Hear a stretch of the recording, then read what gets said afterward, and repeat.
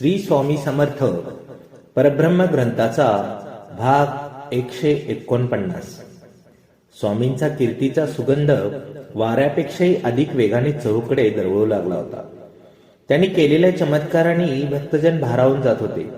दुःखी, पीडित, व्याधीग्रस्त असे कितीतरी स्वामींच्या दर्शनाला अक्कलकोटी येऊ लागले होते. स्वामींच्या कृपेने आपल्या मागील पीडा दूर व्हावी, आपली व्याधी नष्ट व्हावी या आशेने सारे येत होते. स्वामीवर लोकांची श्रद्धा होती.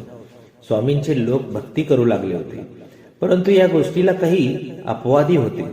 काही नतदृष्टांना स्वामीबद्दल असूयाही वाटत होते. स्वामी स्वतःचे स्मोत वाजवित आहेत असे वाटणारेही होते. स्वामी एक थोतांड आहेत असाही त्यांचा ग्रह होता.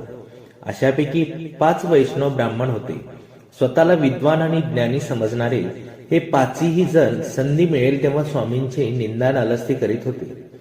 पंढरीनाथ नावाचा आपल्या मित्राकडे हे 5ही जण जेवायला गेले असताना पंढरीनाथाच्या घरी आलेल्या एका स्वामी भक्ताने स्वामींची स्तुती करताच 5ही जणांचे पित्त खवळले. गप्रा, एकाने तात्काळ त्याला सुनावले होते.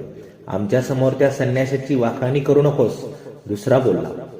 त्या सर्वांना ठाऊकी नव्हते की आपण जो वाद घालत आहोत तो बाहेर विश्रांतीसाठी बसलेल्या शिवबाई ऐकत होत्या. शिवबाईंचा मुलगा आंधळा होता आणि तेच तिचे दुखणे होते. शिवबाईच्या गणेश नावाच्या 10 वर्षाच्या मुलाचे डोळे गेले होते. त्याला अंधत्व का आणि कशामुळे आले याचे कारणही कोणाला कळत नव्हते. शिवबाईंनी गणेशच्या डोळ्यावर शक्य तेवढे उपचार करून पाहिले, पण गणेशच्या डोळ्यासमोरील अंधार कायम होता. दुःखी कष्टी शिवबाई आपल्या नशिबाला दोष देत बसली असताना पंढरीनाथाच्या घरात चाललेला वाद तिच्या कानावर पडला. अक्कलकोटला राहणारे हे स्वामी स्वतःला संन्यासी म्हणवतात. कोठेही काही खातात. 3रा वैष्णव तावातावाने बोलला होता. धर्मभ्रष्ट आहेत हे स्वामी. 4था वैष्णव बोलला होता. म्हणे व्याधीग्रस्तांना बरे करतात. ढोंग आहे सगळं, थोतांड आहे. 5वा वैष्णव बोलला होता.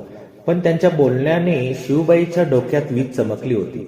आपण स्वामींना विसरलोच कसे याचेच तिला नवल वाटत होते. स्वामींची कीर्ती तिच्यापर्यंत पोचली होती तरीही आपल्या गणेशला घेऊन स्वामीकडे जावे असे कधीही तिच्या मनात आले नव्हते.